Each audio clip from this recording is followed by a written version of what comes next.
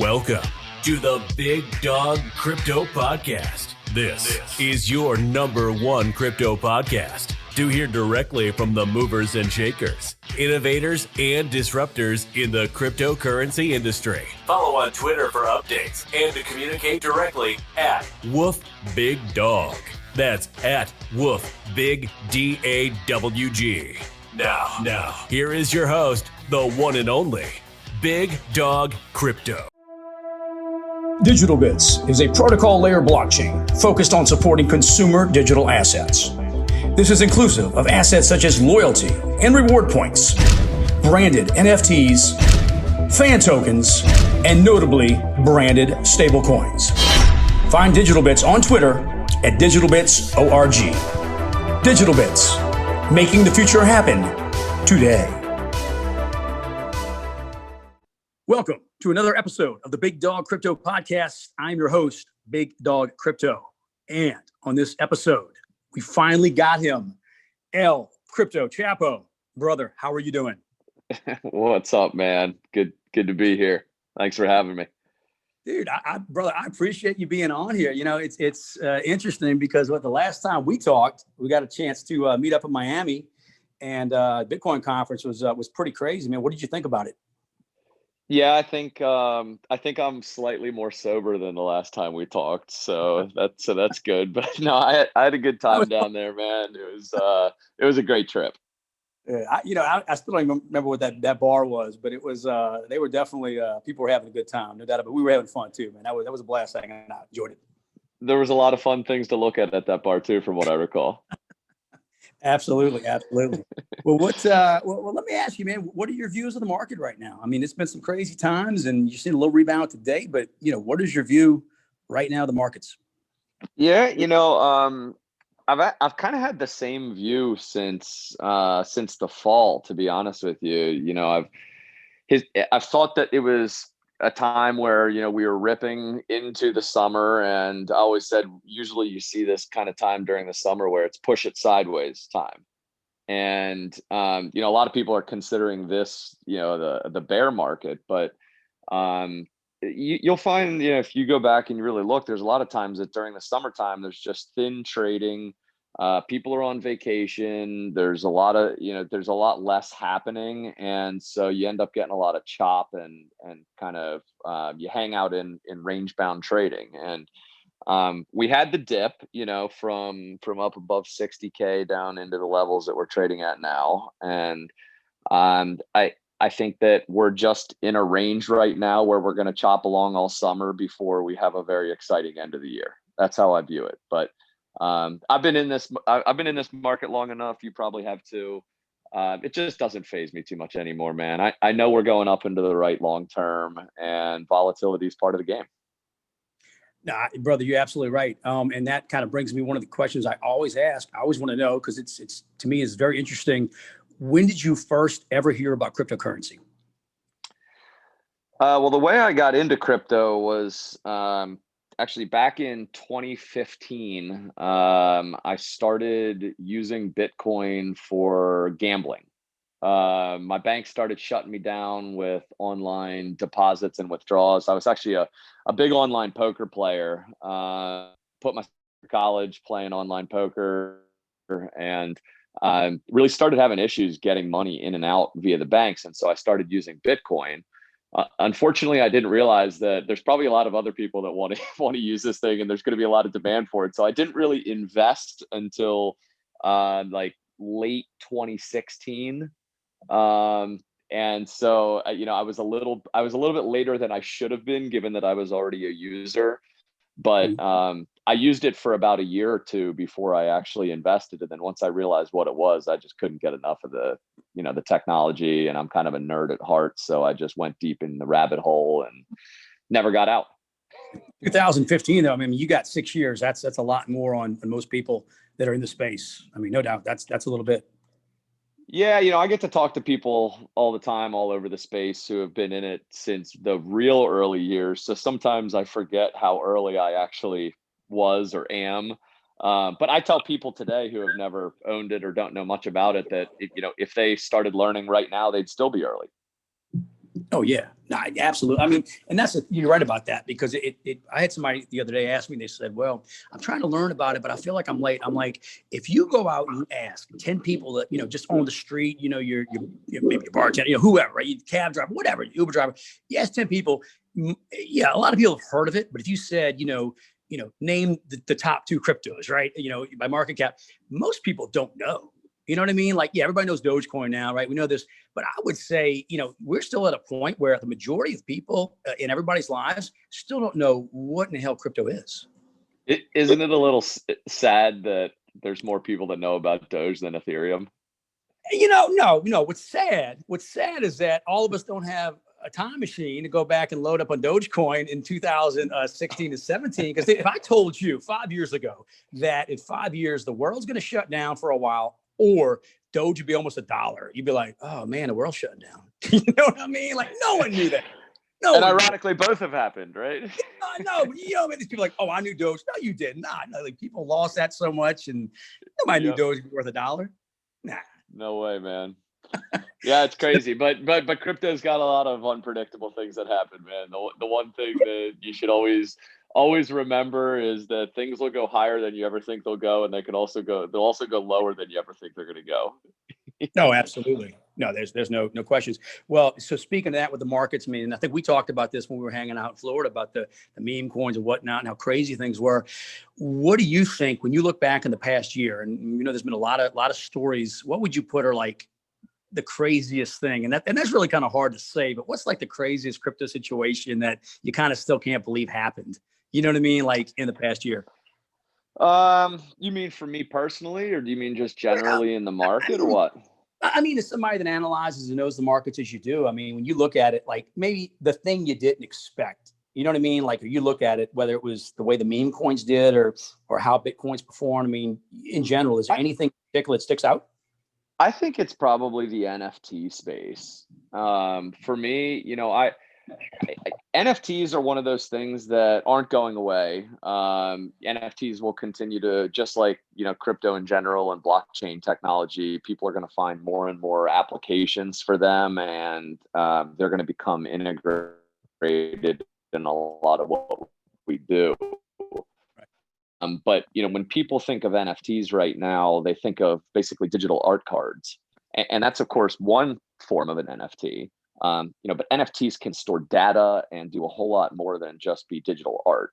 And when I first understood what NFTs really were and the power of them, I saw this whole revolution of NFTs happening with, car titles and medical records and deeds to houses and things like this. And I kind of saw, just like crypto kitties, originally, where I kind of felt like that was the NFT phase and we were already through it. And I just never expected this whole second wave this year or in the past 12 months of, just multi-billion, really, I mean, damn near $1 trillion worth of NFTs that are basically the new era of crypto kitties, and still kind of blowing me away. It's exploding, and there's more and more every day, and you're seeing kind of some mainstream companies get involved, like the baseball card manufacturers like Topps and stuff like that, and actual leagues like the NBA getting involved, and just very interesting to see that. I think that's the craziest thing in my mind. I guess I didn't see it all going down that way, and how big it's gotten is just pretty wild. And that's fair to say. I think in some ways, though, the NFT is a lot like crypto in general. And what I mean is, with crypto, there's no doubt that blockchain technology and what's going on, has such great use case. Of course, there's always, some BS with it too. And I think NFTs, with somebody, paying $60 million for a piece of art. I mean, I'm sorry, we all know that's kind of crazy. That being said, somebody like Mark Cuban, right, with the Mavericks, who's embraced it because he knows, the tickets as NFTs, he can, I won't say control, but let's say you're doing resale, right? On the tickets, you can assign them, you can track it. I mean, there's definitely real world applications through the BS. And I think that's interesting to see which direction they're going to go in. Yeah, I agree.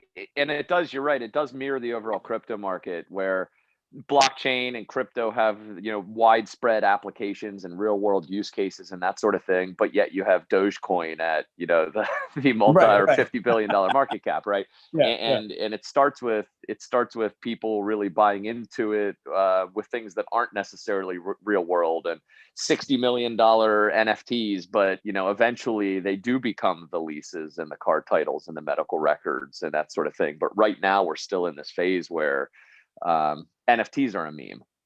Yeah, nah, man, you're absolutely right about that. It's been crazy to see. Well, so let me ask you this. Speaking of real stuff, real businesses, real stuff being put in, let's talk about Assure DeFi. What's going on with that? Sure. Many of you, if you follow me, probably know that I don't just participate in the top 100 type cryptos that are, very large market cap and pretty serious. I also dabble heavily in the shitcoin space, which is Well, fun. hold on. I'm sorry. We call those the undiscovered gems. Okay. Yes. Yes. Well, I My gosh, participate you in a found lot of undiscovered gems. undiscovered gems over here. You're like finding And on one exchange with like, $1 volume, but like this might go 1,000x, and sometimes it does. I gotta say, you have picked out some really, really stuff that I'm like, there's no way, dude. And it winds up going like 1,000x. I'm like, where do you find this stuff? well, that's the real pleasure of dabbling in the undiscovered gem world, the big dog. So but you've got to take the good and the bad all together. Oh It's yeah, always a package deal, and honestly, yeah, that's what Assure is all about. Is from my experience, both working, with projects in that space on the marketing and promotional side of things, and also being an investor in that space. If you could just take out the rugs and the straight right. scams that go to zero, the returns in that small cap, micro cap space really are outperforming the overall crypto market Oh, many absolutely. times. Yeah, But the key is how to navigate that space without participating in scams and rugs and watching your investment go to zero. sure. And so Assure is a company that I founded towards the beginning of this year, and it's really designed primarily to help projects that are help both projects and investors in that micro cap or small cap type space, where it's basically a minefield of scams and rugs. And I found that one of the biggest telltale things that you find that are common between all these scams and rugs is that they're always anonymous teams. Sure. And public teams, it's just very rare that people are willing to expose themselves publicly, who they are, and then go commit a major financial crime. And so there's also this big aspect of anonymity being a part of the crypto space, and it always will be. And I'm anonymous myself, so there are good reasons to be anonymous, and legitimate reasons. And just because you're anonymous doesn't mean that you're a scammer. And to be quite honest with you, a lot of my biggest returns have come from anonymous teams. So I Sure. wanted to try to form a balance between respecting anonymity and also trying to protect investors. And so that was really the primary driver for building Assure, which, our number one product offering is a private KYC service or identity verification for project owners, where an anonymous project owner can come to Assure, privately do identity verification with Assure, and then we mint a compliance NFT that shows that we have the owner's identity data, so that if anything, if a scam or a financial crime really occurs, we now have the basis for litigation. Now, let me ask I'm looking at the site too. It says on Assure DeFi, it says 90% of people have experienced exit scam rug pulls from anonymous teams. That number is accurate? That number is accurate. Yeah, we've done some market analytics and some research to talk to people in this space, just about their feelings and how important something like this is. And what we've found is that projects can benefit by going through this process, because it really opens up an investor pool. There's some people that just straight up won't invest in anonymous projects, Right. or anonymous project owners. And there's a lot of people, myself included, who, you know, may feel a lot more comfortable investing if it's a non-anonymous team, or a team that's at least been KYC'd by a reputable third party. And or if you are invested, it might give you kind of the gusto to go double your investment or something like that. So, and you know, go with a little bit larger exposure. So projects can really benefit by going through this process. And at the same time, it's a win for the investors in that project, because they get a little bit of reassurance, you know, that that what they're investing in is legitimate, and that the people behind it aren't out there to scam them. Well, and that's interesting, because you say 95% of people are more willing to invest in a project that has privately KYC'd, you know, and I could believe that, because, you know, people just want to know that there's some security, right? There's some sort of verification behind the team. So I think by y'all providing that service, I mean, that's real good. That's definitely something that's needed, and that gives people, it makes sense. It makes total sense. Yeah. At the end of the day, you know, there people who are investing in this space are really, mostly, they just want to try to make sure that what they're investing in isn't a scam, and that their investment's not just going to go to zero. And granted, they know that there are large risks involved, and you know that 90% of them will still go to zero for different reasons, but Yeah. they want to make sure that they're not going to go to zero just because the guy who's behind it is going to walk away with all the money they've invested.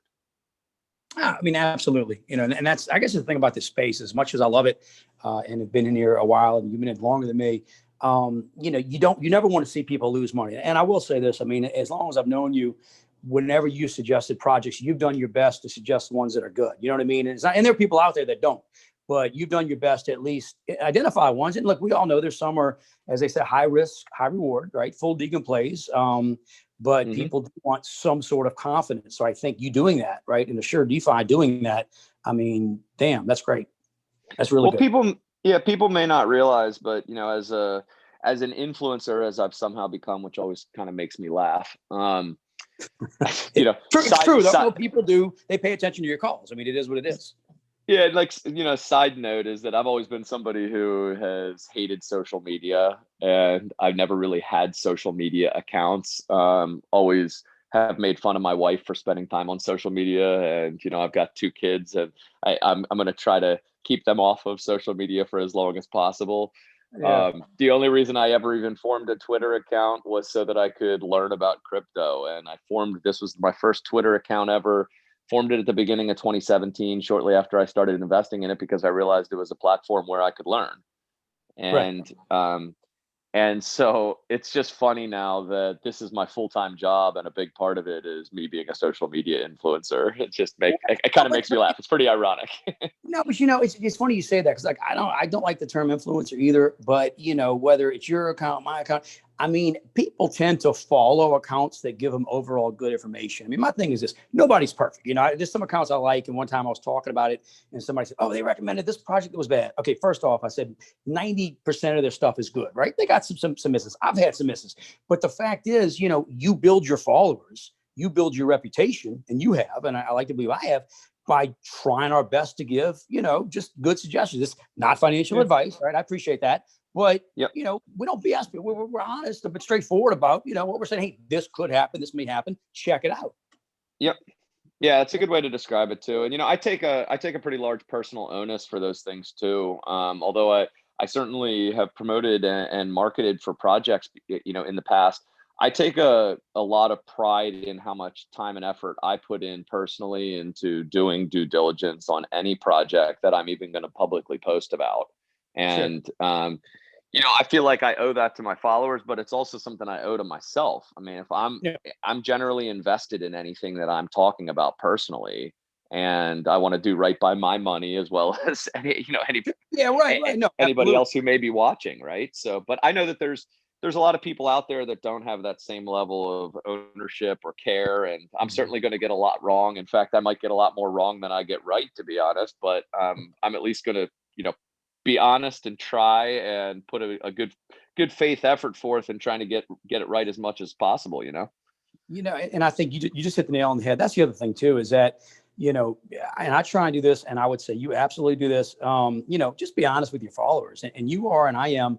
But I think that's the thing. They appreciate that, right? They know that we've had some pretty good calls, maybe some bad ones, but overall we steer them, in a good direction, for lack of a better term. And we don't try and give bad suggestions, whatever it may be. And I think people do appreciate the honesty. They appreciate the accessibility and knowing that what you see is what you get. You know what I mean? Like, I feel like, we're some of the accounts that actually do pull that off. Yeah, I think so too. And helping people's always been at the top of my list. So as I've grown in followers, and as I get more DMs every day and that sort of thing, I always try to take the time to help people. And when I get simple questions about how to use MetaMask, or questions about, cryptocurrency in general, I just feel like it's everybody who understands this space. It's all of our responsibility to help the growth of the space. And so I still take the time to answer those questions and have conversations with people to help them and that sort of thing. And I hope that never changes. Yeah, that accessibility is key, man. And people find that to be very real. So end of year, Bitcoin, and it is one of those questions that I always like to ask, but, we all know it's fluid. We all know it could be anything, but, what is your inner feeling saying Bitcoin end of year? What sort of range we're looking at? Well, I posted some predictions month by month here, maybe 3 weeks ago, and I'm sticking by them. I've had very similar price predictions for the last, 6 to 9 months, so I'm kind of sticking by it. I still think we're going to have mostly a push it sideways summer, like I talked about earlier. Stick in this like 35K range ish until the end of August. I think we have at least another month left of that. I think we're going to start really seeing the growth in September, and then we're probably going to go parabolic in November. And I see us well into 6 figures by the end of this year. I think my price prediction or rough range for the end of December, which is when I think that we're going to probably see the peak, is sometime between Christmas and the end of January. My peak is 167,000. Ooh. Damn, that'd be nice. That's kind of in line. I think that's interesting, because I keep thinking like around 6 figures, but by January, but it's hard to know, man. There's so many variables, but no, I think that's definitely achievable. There are, I think, and I look at that as kind of like a blow off top type range. Like, it'll be short lived up in there. Yeah. But I see something like 35 by the end of August, between 40 and 60 in September and October, November seeing between 60 and 100, and then at some point having a blow off top towards 100, 167,000 is the number that I've got in my mind. So looking at, and this is jumping way ahead, the next halving, and let's jump a year after that, right? A year after the next halving, do you want to get, because you hear all these predictions sometimes of 1 million, 500,000, whatever. Do you want to even take, and this is really, right, I guess this is throwing this out there, but what sort of kind of top guess could you imagine, let's say 4 years down the road? Well, look, I think we're still going to follow, somewhat. I really do believe in the whole, stock to flow model with the halvings. If you're a Bitcoin person, you definitely probably have seen that before. And I really do believe that it'll follow that kind of same path. So after a blow off top here, I see another, potentially couple years where we consolidate or move lower, in a relatively tight range for a while, down somewhere below 100,000 and more like the $75,000 range, something like that. But I could see a similar growth path again, just a little bit subdued, given that we have a much larger overall market cap and the volatility dampens over time. But I think during the next bull run, after the one that I'm expecting coming up this fourth quarter, if you look maybe a few years down the road, there'll probably be another major catalyst in order to push it forward. And I think the next time is where we'll hit over 500,000. I think that, the blow off top, if you look at it, three times what I'm predicting this blow off top will be at 167, would be at 500,000. And I think 4X is really reasonable. So I'd say somewhere around 600,000 would be the next peak. I think you're spot on with that. I think that's kind of in line with what I've been thinking. Yeah, I think so. So let me ask you. So wife wants you to get a hot tub. There's only 2 available on the market. you go to buy them. One hot tub belongs to Nouriel Rubini. The other one to Peter Schiff. They're both the same price. Which one do you buy? God. I hope we don't have to drink the bathwater too. Oh, you got to disinfect it. God, I mean, I think I'd probably go Nouriel Rubini, but reluctantly. All right. So, okay. And look, and now, I got to know, which one did you pick? Oh no, I'm not the one getting that hot tub. If I had to get them, I don't know. You know what? I would negotiate a price down so I had money for disinfectant. You know what I mean? Like, fair. Anyway, all right. And so now this is the final question, and this is the first time ever on the Big Dawg Crypto podcast. We have a question from the audience. Ooh, okay. Never had before. This question is submitted by a gentleman that goes by the name Chicago Broker. Okay. What a guy. All right. Chicago Broker writes in and asks, please ask, out of all the blockchains out there now, Ethereum, Polygon, BSC, soon XDB, what is your pick for the best returns in the second half of 2021 for alt gains, specifically with the blockchains? Wow, that's a good one. Well, there's a lot. I'm asking this without even giving you current prices. So, you know what I mean? Like, I'm kind of throwing you off, but he just submitted the question. He sent it in. So I'm like, I got to ask him. Yeah, I mean, it's a great question. I mean, where to look for alt gains is, at the end of the day, I think that ETH isn't where the largest alt gains will be for the rest of this year. I mean, I love Ethereum and think that ETH is definitely going to be the place to be long term. But if you're looking for alt gains right now, a lot of these other chains are exploding, and Matic has kind of already had its day, so I don't think it's going to be on Polygon. I think that BSC has some staying power, mostly just because of the user base that Binance has and the way that they've been able to grow it. And I'm still seeing projects launching on BSC right now, whereas a lot of the other chains have kind of taken a little bit of a step back. So I'm going to say BSC is probably where you're going to find the largest alt gains still. But in the really near term, like in the next month or two, I think that you should really be looking at the KuCoin chain, KCC. Okay. It's very new, and launch pads right now are really just becoming, available to launch projects. And the thing is, all these chains, it's a great question because all these chains have followed an extremely similar path. Like Binance Smart Chain was the first one, and when they released their decentralized, EVM, basically you see charting tools come out. Then you see these liquidity managers, and then you see the DEXs, and then you see the launch pads, and all of them do well at first because there's just such limited, there's just such limited competition. There has to be DEXs, there has to be charting tools, there has to be launch pads if it's going to grow. And so, if you're the only launch pad in town and a bunch of projects want to launch, well, then your launchpad token becomes pretty darn valuable because people want to participate in the IDOs. Sure. If you're the only place to see legitimate charts for that chain, then you get a lot of user traffic if that chain's growing.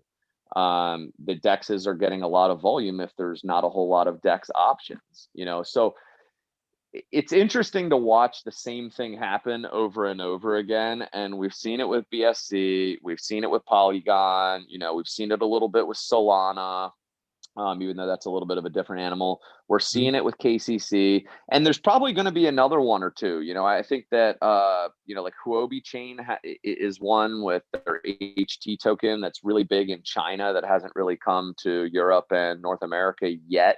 But you could see a really large run happen there too. But yeah, it's a great question. It's been really interesting to watch all these chains grow and explode. But I'd say my answer to his question for you, Chicago Broker, I would say BSC is still going to be the place to go, and Binance isn't going anywhere. Okay, Chicago Broker, we want to thank you for writing in. We appreciate it. All right, brother. I appreciate that. Actually, as a side note too, I want to ask too, Ethereum, what do you see it going at high this year? I think it's going to follow a really similar path. As much as we love to decouple Bitcoin and Ethereum, and they have from time to time, the reality is that they're number one and number two market cap, tokens in this ecosystem, and they really do generally trend together. And so, I'm looking at, I told you Bitcoin going to 167,000 would be roughly 5x, 5 to 6x from here. My top prediction for ETH was always at least 8,000, and more likely it'll have a blow off top between 10 and 12. And that kind of follows the exact same multiplier path as Bitcoin. And I think it's probably the same. I really don't see any type of, I'll say, like, extra catalyst to push one versus the other that'll make the multiplier substantially different. I think it'll just be an overall market growth that happens during the peak of this bull run. And so I see something pretty similar. So I'd say 10,800 is the number exactly for ETH.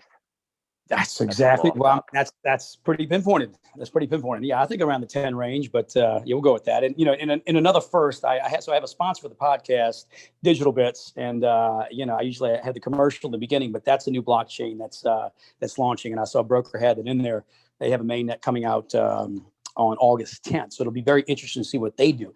I'm thinking they do very well. But what's interesting, though, is that their concept or what one of the things they say, and this is something just to think about, is you're going to need cross-chain interoperability. You know what I mean? Like, they talk about that, and they're looking to have a faster speeds in Ethereum. But I think in general, and I'm very bullish on that project, but I think in general, as we go forward, you're just going to have stuff that crosses over, right? I mean, for the ecosystem to grow, there's no doubt about that, right? You got to kind of put these together. Well, 100%. I mean, if you look at what Chainlink did, and the reason why Chainlink is one of the top market cap projects, they're all about oracles and interoperability between existing or legacy type data and the blockchain, right? And blockchain to blockchain. And that interoperability element is something that absolutely is going to be required moving forward. And it's going to be something that everybody was shocked that we didn't have it before. Eventually it's going to be like every DEX is a cross-chain DEX, because otherwise you're missing this massive element of the entire ecosystem. And it's like, why would you ever, have tunnel vision like that, where you'd only be serving one portion of the market? It just doesn't make sense. It's just really early. I think people lose sight of the fact that when you look at what blockchain and crypto really is, we're building another layer of the internet. And when the internet was first built, there wasn't a whole lot that was interoperable either. And it takes a long time for that infrastructure to get developed and the infrastructure to be built, and, real world applications to take off, and to make the UIs, user friendly, so that it doesn't feel like you're using something that's super complex, and it's intuitive and that sort of thing. And I think it's just, it's going to take some time. It's going to take a lot longer than anybody wants in this space. I think everybody who's in it deep has this vision of where it's going to be, but you can't just snap your fingers and make that happen. It takes 10, 20 years in order to develop that and bring on the, mainstream people, companies, labor force in order to actually develop it. And, major changes like this, I still believe the reason why I'm so excited to be in this space and working it full time is because I still believe it will be the biggest change I see in my lifetime. And changes like that just don't happen in a couple of years. They take decades to make, and they last for 100 years, but they take decades in order to really change. And now you're spot on about that, because when you look at the computers and internet, back in 20 years ago, you see a commercial, somebody sitting there saying, "I'm doing this on the computer." I mean, they had no idea, right, what was going to happen from the mid 90s to 2000 to now. So I think just like with blockchain, it's almost like we look back at that 20 years ago and go, "Wow, it was so antiquated," or so, just like a DVD or something, right, versus streaming video.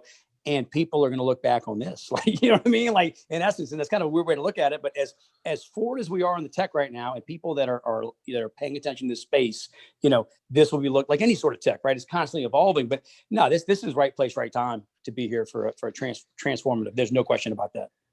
Yeah, I mean, I'm personally in my mid 30s, and I was around when AOL was how I dialed up into the internet, right? And I think about the whole user experience of the internet as I knew it back then. And if I wanted to download a song, I not only had to dial up and hear that absolutely god awful dial up sound.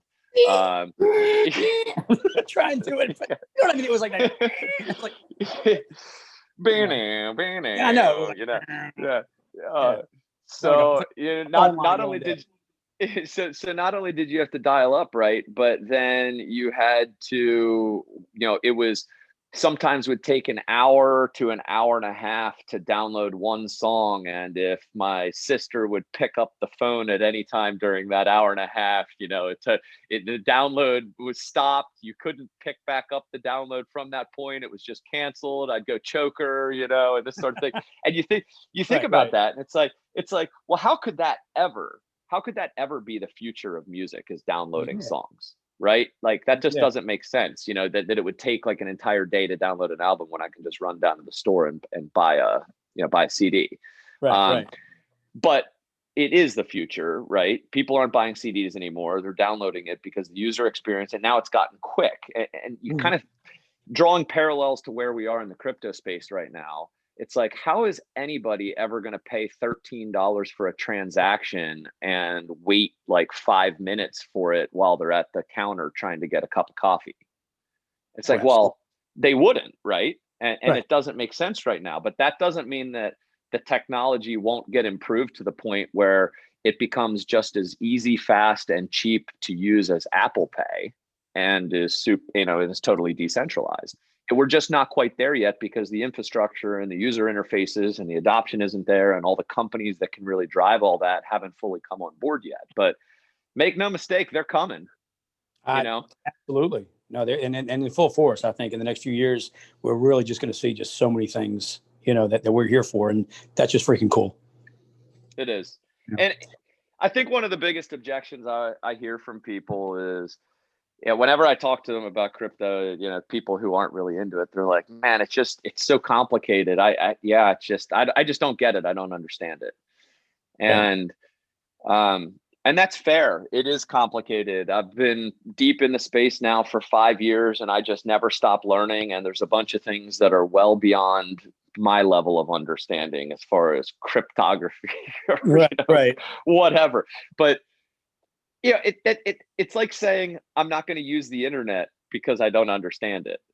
And it's like, well, nobody understands the internet, man. It's super complicated. Nobody understands the existing U.S. financial system either. But they still use it. But you're still spending dollars, and you're still browsing the internet and stuff like that. You don't need to know about HTML code and all the stuff that goes on in the background. You just need the front end user interface to make it really dummy proof. And absolutely. Right now, it's just, we're just not quite there yet. And so it feels complicated to everybody, because in order to buy something, you have to download a MetaMask account, and the onboarding process to go from fiat to crypto isn't really all that smooth, and it feels scary, and there aren't the protections built in, and it's not regulated, and all that kind of stuff. In order to get to a point where it doesn't seem complicated, it just takes time. And the people who are in this space right now, or who are willing to kind of take that leap of faith and learn it and be able to participate in the space right now while it is complicated, those are the people who are really going to see the most advantage, because you're getting in while it is still complicated. And there's that whole mass of people who aren't willing to take that leap of faith and are going to wait until it's easy. Man, you're a drop of knowledge. That's exactly it. I mean, that is exactly it. But education's one of the reasons why but it's why education's so important. It's another piece of why what I'm passionate about is just trying to help people learn about it, because I am obviously very passionate about it. it excites me. I think it's one of the coolest things we'll see in decades. And if people really took the time to learn what it is, they'd be like, you know what, that is pretty fucking cool. You know? Dude, I love it on your Twitter. Rugged, wrecked, and still making life-changing money. That's awesome. It's the honest to God truth, man. I got rugged last year for 130 grand. Jeez. And damn. And it still stings a little bit because, you know, usually if I'm ever participating in something that I'm going to get potentially rugged in, I would never expose myself that deeply. But man, it is just wild how deep some of these scammers will go. And it goes to show somebody, even with the knowledge and experience in this space that I have and the connections that I have in this space, that you could still get rugged for that kind of money and still get scammed for that kind of money. It just goes to show how early it still is, man. And how when people say it's dangerous, the space is dangerous. You know, you got to be careful out there. And I think that's a lot, having been through that, right, and experienced that, that's a lot of why you founded Assure DeFi, and that's cool. I mean, I respect people that are helping the space grow and helping people out, and that's really, really cool. Thanks, man. Yeah. It's honestly, it was a big driver. That whole event was a big driver where I finally, it was the concept of Assure was something that I had thought about for a while, but that was kind of the catalyst to kick me in the ass and say, you really got to go do this, not just for yourself, but for the space, and I wanted to build something that truly helped the space, helped investors stay protected, helped projects differentiate themselves, and, help the space become better, cleaner. Man, that's why I consider you one of the real good guys in the space. Let me ask, and I always like to let people know, where can they find you on Twitter? So you can find me at my handle is Crypto Chapo. So it's LEL_crypto_Chapo. Okay, and we're going to have that also on the video. We'll have it here. So, but brother, look, I appreciate you taking the time, man. Like I said, it was great getting a chance to meet you down in Miami, and enjoyed hanging out. It was a fun place, and great getting a chance to catch up, man. Enjoyed having you on the podcast. Thanks, brother. Yeah, back at you, man. I'd love to meet up again. Tell Chicago Broker I appreciate the question, and next time we find ourselves in the same city, we'll do it all over again. Sounds good, brother. We definitely look forward to that. All right. Well, look, this is the latest episode of the Big Dawg Crypto podcast. I am your host, Big Dawg Crypto, and want to thanks once again, Crypto Chapo, the legend himself, for taking the time. Thank you, brother. You bet. Nice talking to you. All right, brother. Bye. Digital Bits is a protocol layer blockchain focused on supporting consumer digital assets. This is inclusive of assets such as loyalty and reward points, branded NFTs, fan tokens, and notably branded stablecoins. Find Digital Bits on Twitter at DigitalBitsORG. Digital Bits, making the future happen today.